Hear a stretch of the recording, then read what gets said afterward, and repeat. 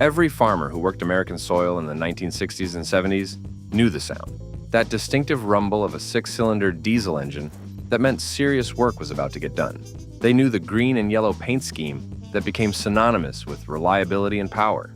And they knew that when you climbed into the seat of a John Deere Model 4020, you were operating the finest tractor ever built. But what made this machine so special?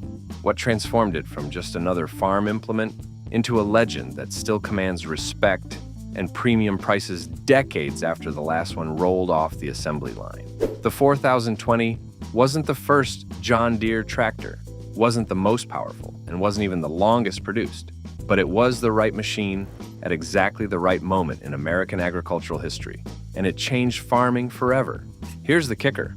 The 4020 almost didn't exist at all, and when it finally arrived, some engineers at Deere questioned whether farmers would accept such radical changes to a formula that had worked for decades. They were wrong.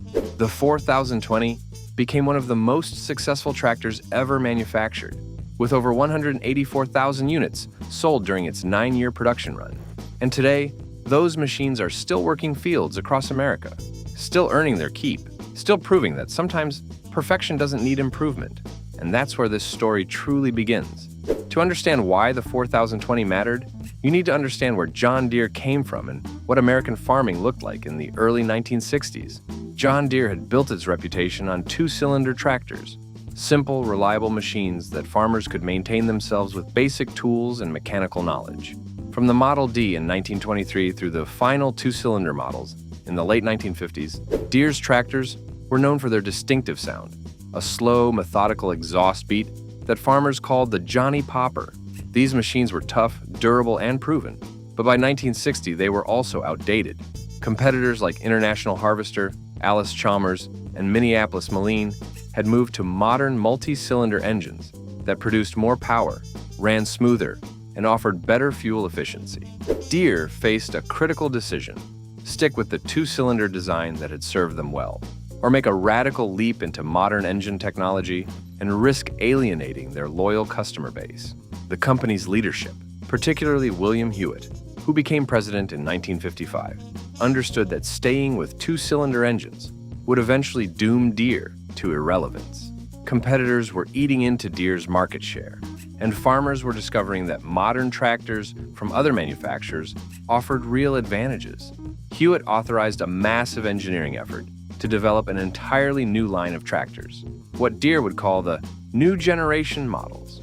The project was risky and expensive, requiring new factories, new tooling, new training for dealers, and convincing farmers that Deere's radical change was progress rather than betrayal of tradition.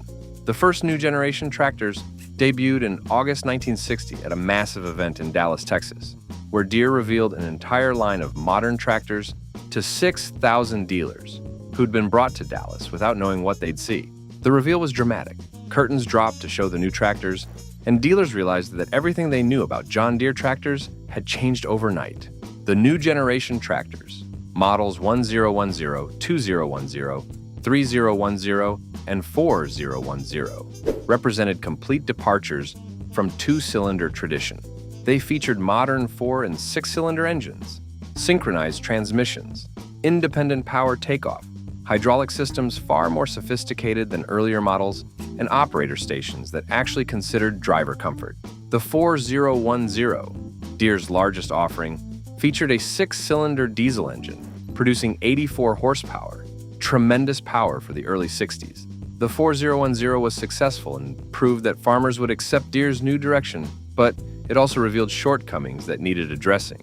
The transmission, while modern, still required clutching for every shift, making long days in the field tiring. Farmers reported arm and leg fatigue during long tillage operations, where they might shift hundreds of times in a single day, constantly working the clutch to match speed with soil conditions.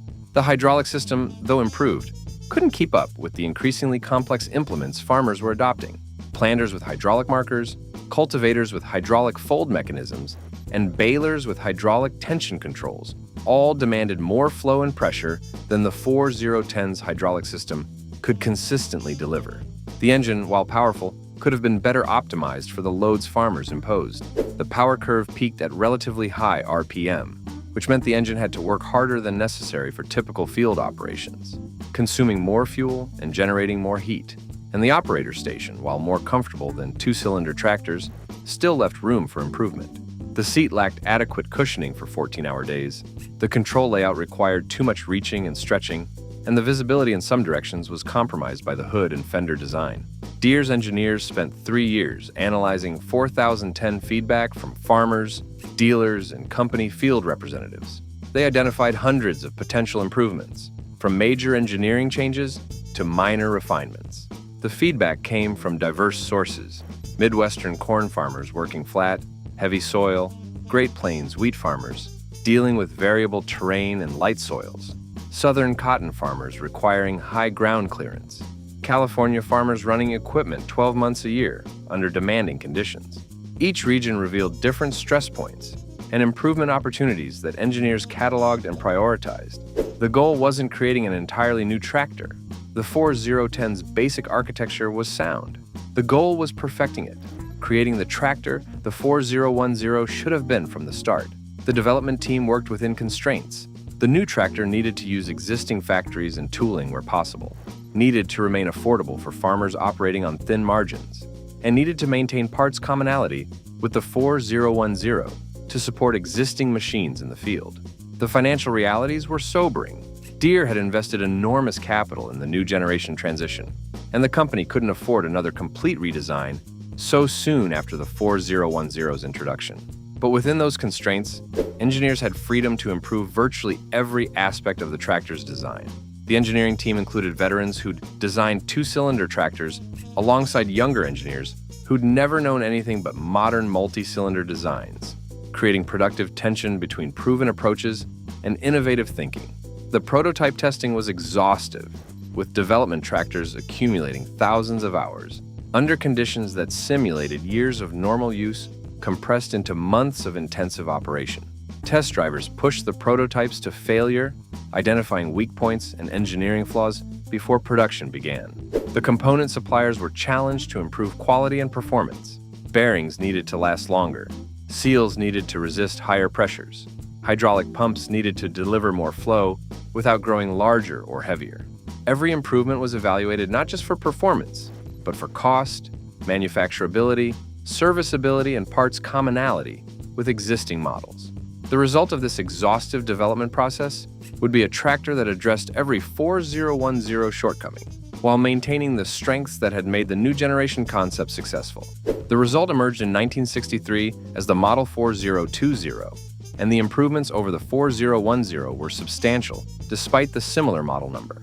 The engine displacement increased from 302 cubic inches to 380 cubic inches, a significant bump that boosted power output to approximately 95 horsepower at the power takeoff, or PTO.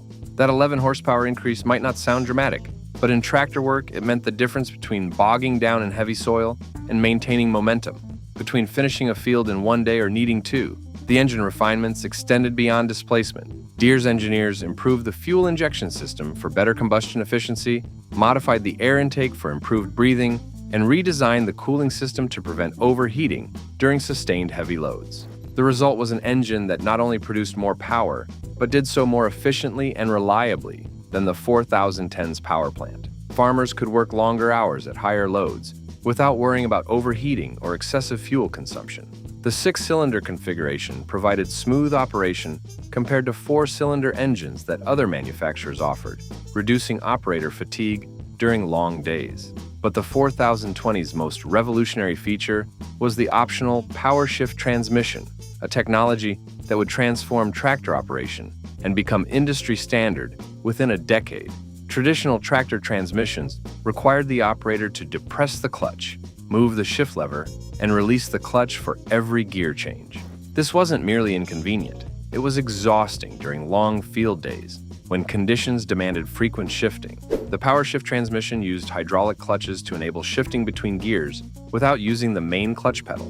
The operator simply moved the shift lever, and hydraulics handled the actual gear change seamlessly. This sounds simple by modern standards, but in 1963 it was revolutionary, and it required sophisticated hydraulic controls and durable clutch packs that could survive thousands of shifts under load. Deere's engineers spent months testing and refining the power shift, ensuring it could survive the brutal conditions of farm work. The result was a transmission that worked reliably for decades, transforming how farmers operated tractors and setting new standards for competitor products. The hydraulic system received equally significant attention. The 4010's hydraulics were good for their era, but by the early 60s, implements were becoming more complex and demanding.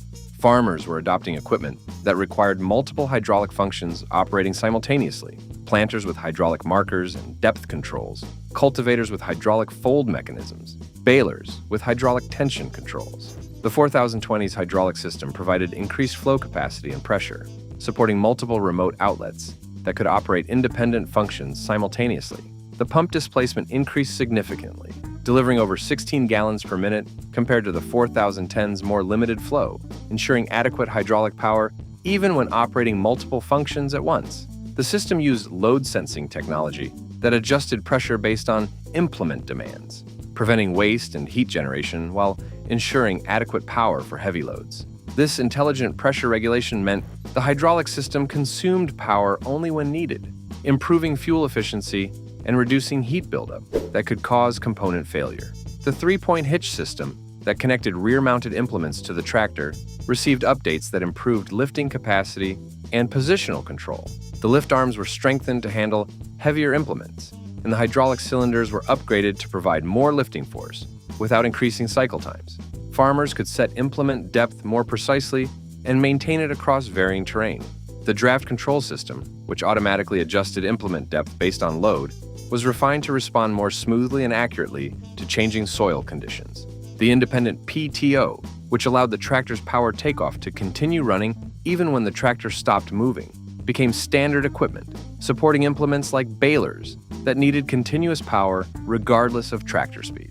The PTO system was redesigned for improved durability, with stronger shafts and bearings that could handle the continuous loads that modern balers and forage harvesters imposed. The PTO engagement mechanism was improved to reduce shock loading when engaging under load, extending component life and reducing maintenance requirements. These hydraulic improvements transformed the 4020 from a tractor that pulled implements into an integrated power source that could operate complex modern equipment efficiently. The versatility meant farmers could adopt the latest implement technology, knowing their 4020 could power it effectively, future-proofing their investment. The operator station improvements, while less technical than engine and transmission upgrades, profoundly impacted farmer acceptance. Deere engineers recognized that farmers spent 10 to 14 hours daily in tractor seats during busy seasons, and operator fatigue affected productivity and safety. The 4020 featured a redesigned seat with better cushioning and back support, positioned to improve visibility and reduce strain. The seat incorporated suspension that isolated the operator from chassis, vibrations, and impacts, reducing fatigue and improving comfort on rough ground. The control layout was revised to place frequently used controls within easy reach, reducing the need to stretch or twist. The steering wheel position and angle were optimized for natural arm position, and the pedal spacing was adjusted to accommodate boots and reduce leg cramping during extended operation. The instrument panel was updated with easier-to-read gauges positioned in the operator's natural sightline. The gauges themselves were larger with clearer markings, and the panel was angled to reduce glare and improve readability in bright sunlight. The platform was widened slightly to provide more room for the operator, and the fenders were redesigned to provide better mounting points for additional mirrors and lighting that farmers often added. The overall operator environment improvements might have seemed minor individually, but collectively, they transformed the experience of operating a tractor for long hours, reducing fatigue and improving safety through better visibility and control.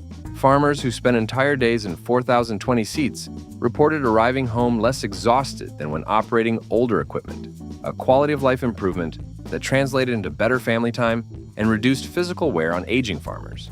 The 4020 was available in multiple configurations to match diverse farming operations and regional preferences. The 6-cylinder diesel was most popular, offering the best combination of power and fuel efficiency for the majority of farmers. But Deere also offered gasoline and LP gas versions for regions where these fuels were cheaper or more readily available than diesel. The gasoline engine produced slightly less power than the diesel, but cost less to purchase, appealing to smaller operations or farmers with limited budgets. The LP gas version, popular in regions with natural gas infrastructure, offered fuel economy advantages in areas where propane was inexpensive. Deere offered the 4020 in both row crop and standard configurations. Row crop models featured adjustable front and rear wheel spacing, allowing farmers to customize the tractor for different crop row widths. The high-clearance versions featured taller wheels and axles for working crops like cotton or vegetables, where ground clearance was critical. The standard configuration with fixed axles and lower profile suited operations like wheat farming or general utility work, where row spacing wasn't critical. This configurability meant farmers could specify tractors precisely matching their needs, rather than accepting compromises. One of the 4020's most important safety innovations was the roll guard rollover protection structure. Introduced in 1966 as an option and later becoming standard equipment. Tractor rollovers killed hundreds of American farmers annually in the 1960s, particularly on hillside operations or when working near ditches and embankments. The roll guard structure, a sturdy frame mounted behind the operator, provided protection if the tractor overturned, preventing the machine from crushing the operator. Today, rollover protection is mandatory on tractors, but in the mid-60s it was innovative and demonstrated Deere's commitment to farmer safety even when such features added cost and weight. The 4020 entered production in 1963 at Deere's facilities in Waterloo, Iowa, the same factories that had built two-cylinder tractors for decades. The transition from two-cylinder to new generation production had required massive investment in new equipment and worker retraining. But by the time 4020 production began, the processes were proven and efficient. Deere's manufacturing quality control was rigorous. Each tractor underwent testing before leaving the factory, and components were inspected at multiple points during assembly. This attention to quality created tractors that were reliable from day one and durable for decades of hard use. The initial reception was positive but cautious. Farmers who'd purchased 4010s 3 years earlier sometimes felt betrayed that Deere had improved the model so soon, making their tractors feel outdated. But new buyers and farmers upgrading from older equipment recognized the 4020's advantages immediately. The power shift transmission won converts quickly. Farmers who tried it couldn't imagine going back to conventional transmissions. The additional power was noticeable in heavy soil or when pulling large implements. The hydraulic improvements made operating complex equipment easier and more efficient. Word spread through farming communities that the 4020 was the tractor to buy, and sales climbed steadily. By 1965, the 4020 was the best-selling tractor in its horsepower class, outselling competitors from International Harvester, Massey Ferguson, and Alice Chalmers. The reputation for reliability that John Deere had built over decades translated perfectly to the 4020. Farmers discovered these tractors worked season after season, with minimal maintenance beyond routine service. The six-cylinder diesel engine, while more complex than two-cylinder predecessors, proved durable and long-lived when properly maintained. Farmers routinely achieved 10, 15, even 20,000 hours of operation before major overhauls became necessary, numbers that seemed impossible but were documented repeatedly. The 4020 became the standard farm tractor across American agriculture during the mid to late 1960s. In the Midwest corn and soybean regions, 4020s pulled planters, cultivators, and grain carts. The distinctive green tractors became fixtures in the landscape, dotting fields from Ohio to Nebraska as farmers prepared seedbeds in spring, cultivated crops through summer, and hauled grain during autumn harvests. In wheat country across the Great Plains, they powered disc harrows and pulled grain wagons during harvest. The 4020's power was perfectly suited for working the large acreages common in wheat farming, where fields stretched to horizons and efficiency meant the difference between profit and loss. In the South, they worked cotton fields and vegetable operations. The high-clearance versions were particularly popular in cotton country, providing the ground clearance necessary for mid-season cultivation without damaging plants. In California's vast farms, they handled everything from tillage to harvest support. California agriculture's diversity, from orchards to row crops to vineyards, demanded versatile equipment, and the 4020 proved equally capable whether working almond groves or preparing vegetable fields. The versatility was key.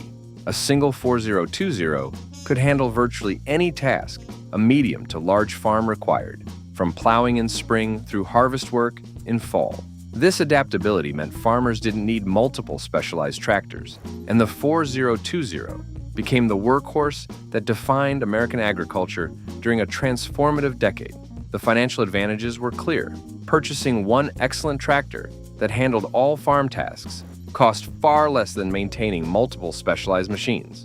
And the 4020's reliability meant minimal downtime and repair costs. The cultural impact extended beyond pure functionality. The 4020 represented modernity and progress during an era when American farming was consolidating and industrializing. Farms were growing larger, operations were becoming more mechanized, and agriculture was shifting from labor-intensive to equipment-intensive. The 1960s saw dramatic changes in American agriculture. Average farm sizes doubled as small operations consolidated into larger units, and mechanization accelerated as labor became scarce and expensive. The 4020 symbolized this transition. It was powerful enough to handle expanding operations, sophisticated enough to operate modern implements, and reliable enough to support farms where downtime meant lost income. Owning a 4020 signaled that a farmer was serious, successful, and committed to using the best equipment available. This psychological dimension mattered in rural communities, where equipment choices reflected status and business acumen. The farmer who pulled into town with a shiny new 4020 was making a statement about his operation's success and his commitment to staying competitive in changing times. Deere's marketing reinforced the 4020's premium positioning. Advertisements emphasized reliability, durability, and dealer support. The marketing materials featured real farmers and actual field conditions, rather than staged studio shots, lending authenticity and credibility to the claims. The company's "Nothing runs like a Deere" slogan, introduced in the late 60s, captured the brand's confidence and the 4020's reputation. The slogan became one of the most recognizable in American advertising, reflecting both the 4020's dominance and Deere's marketing sophistication. Deere's dealer network, strongest in agriculture, provided service and parts support that independent mechanics and competing brands couldn't match. The dealers were often multi-generational family businesses deeply embedded in their communities, providing not just sales and service, but agricultural expertise and financial guidance. This dealer support was crucial. Farmers needed confidence that breakdowns could be addressed quickly, that parts were available locally, and that factory-trained technicians understood their equipment intimately. The dealer relationships often lasted decades, with farmers purchasing every piece of equipment from the same dealer who'd sold tractors to their fathers and grandfathers. The parts availability was particularly important in agriculture, where seasonal timing was critical. A tractor breakdown during planting or harvest could cost thousands of dollars in lost productivity, making rapid repairs essential. Deere maintained comprehensive parts inventories at dealerships and regional distribution centers, ensuring that even obscure components could be obtained within hours or days rather than weeks. The factory training programs ensured that dealer mechanics understood 4020 systems thoroughly, could diagnose problems quickly, and had access to technical support from Deere engineers when unusual problems arose. The 4020's dominance continued through the late 60s, with annual production numbers remaining strong as farmers replaced aging equipment and expanded operations. Deere introduced minor updates during the production run, improvements to seals and gaskets, refinements to hydraulic components, updates to electrical systems. But the basic design remained consistent. This stability was intentional and appreciated. Farmers valued knowing that parts from a 1963 model would fit a 1970 model, that service procedures remained consistent, that their knowledge and experience with the tractor accumulated rather than becoming obsolete with each model year. The used market for 4020s developed quickly and remained strong. Farmers buying used equipment sought 4020s specifically, knowing they were purchasing proven machines with parts availability and dealer support. The resale values remained high compared to competitors, reflecting the market's confidence in 4020 durability and longevity. This strong used market benefited Deere because it made buying new 4020s less risky. Farmers knew they could recoup significant value when eventually upgrading. By 1970, the 4020 had been in production for 7 years, an eternity in an industry where 3 to 5 year model cycles were typical. Competitors had introduced new models with more power and additional features, but the 4020 remained competitive because its fundamental design was sound and its reputation was unassailable. However, Deere's engineers were developing replacements that would incorporate technological advances and meet evolving farmer needs. Emission regulations were beginning to affect tractor engines, though the impact was modest compared to automotive regulations. Farmers were demanding more comfort as tractor operator stations evolved from outdoor seats with minimal weather protection toward enclosed cabs with climate control. Implements were growing larger and more complex, requiring more hydraulic capacity and PTO power. The 4020, despite its excellence, was approaching the limits of what its basic architecture could accommodate. In 1972, Deere introduced the Model 4230 as the 4020's replacement. The 4230 featured increased power, 125 horsepower, compared to the 4020's 95, updated styling, improved hydraulics, and available SoundGuard cab that revolutionized operator comfort by providing climate control and noise isolation.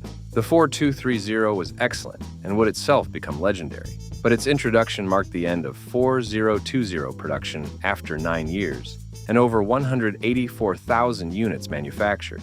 The transition from 4020 to 4230 was bittersweet for farmers, who'd come to trust the 4020 implicitly. Many continued operating 4020s rather than upgrading, confident that their tractors had years of useful life remaining. And they were right. 4020 from the 1960s continued working through the 70s, 80s, even 90s. Some remained in service into the 21st century, testament to Deere's engineering and build quality. The longevity wasn't accidental. Deere had designed the 4020 for durability, using heavy-duty components and conservative engineering that prioritized reliability over maximum performance. The engine blocks were cast thick and strong. The transmissions were overbuilt for their power levels. The hydraulic components were industrial grade, and the chassis was constructed to survive decades of punishment. This durability created tractors that could be rebuilt and restored economically when wear finally accumulated.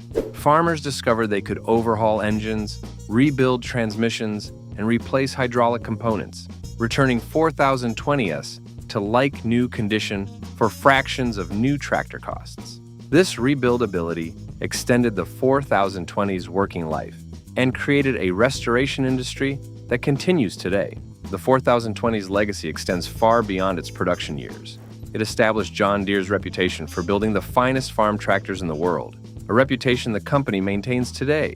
It proved that investing in engineering excellence and manufacturing quality creates products that justify premium pricing and generate customer loyalty spanning generations. Farmers who operated 42s became lifelong Deere customers, choosing green and yellow equipment throughout their careers and passing that brand loyalty to children who inherited farms and equipment preferences. The technological innovations introduced or popularized by the 4020, power shift transmissions, sophisticated hydraulics, operator comfort features, rollover protection, became industry standards that all manufacturers eventually adopted. The 4020 showed what was possible and raised farmer expectations for what tractors should deliver. Competitors couldn't ignore the standard the 4020 set, driving industry-wide improvements that benefited all farmers, regardless of equipment color. The collector and restoration market for 4020Si is robust and growing. Vintage tractor shows feature 4020s prominently, with owners showcasing restored examples in original configurations or modified for show purposes.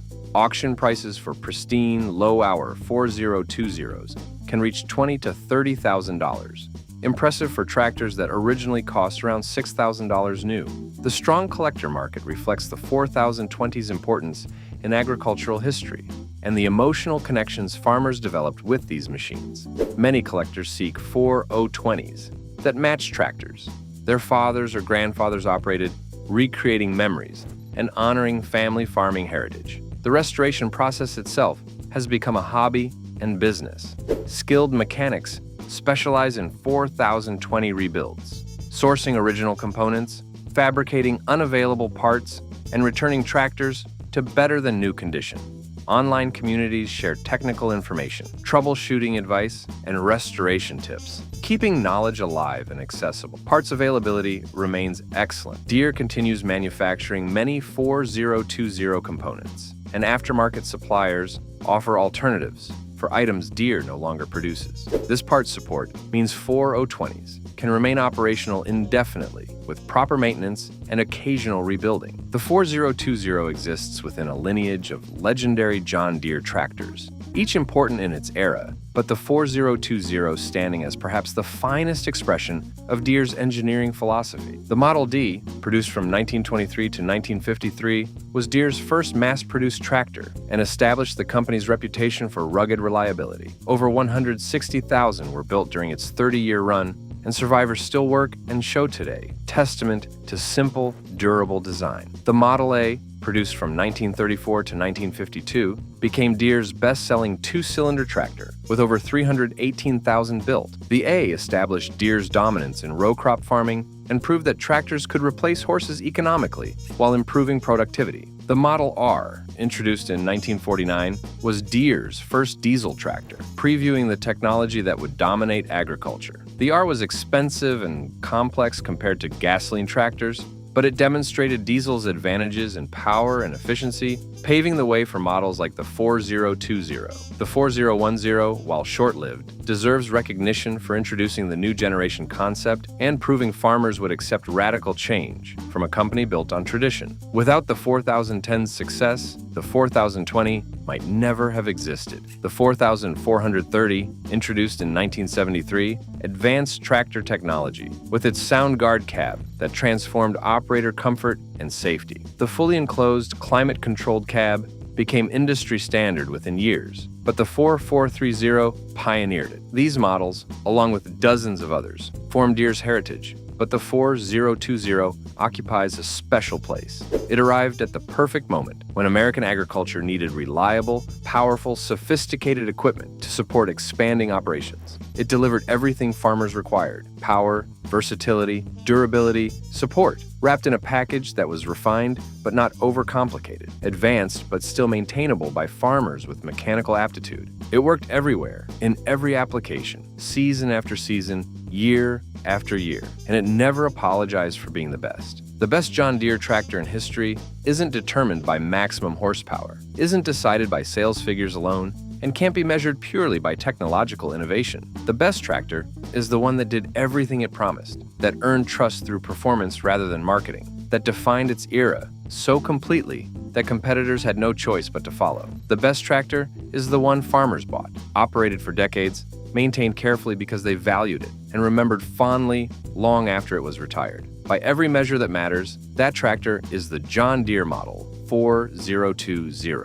It took Deere's new generation concept and perfected it. It introduced technologies that transformed farming and set standards competitors couldn't ignore. It proved that engineering excellence and manufacturing quality create products that justify premium pricing and generate loyalty that transcends generations. It worked American fields for decades, helping feed the nation and the world, asking nothing more than routine maintenance and occasional repair. And when its working life finally ended, it didn't disappear. It was restored, preserved, collected, and displayed, honored not as a relic, but as a legend that shaped agricultural history. The green and yellow paint faded, but the memories remained. The engine hours climbed into six figures, but the machine kept running. The years passed, but the respect endured. That's why the 4020 is the best John Deere tractor in history, because it earned that title through decades of honest work, and because anyone who ever operated one knows that truth instinctively. Have you ever operated a 4020?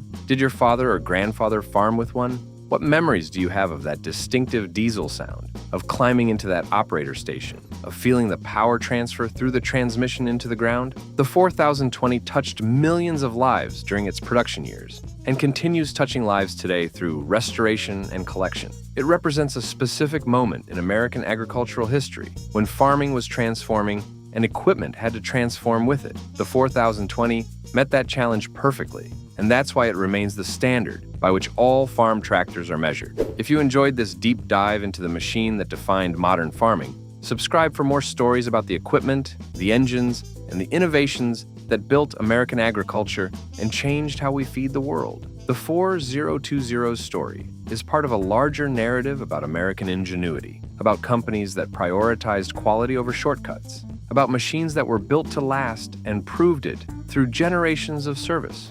That story continues today in fields across America where green and yellow equipment still works, still performs, still earns the trust John Deere built, tractor by tractor, farmer by farmer, across more than a century of agricultural history.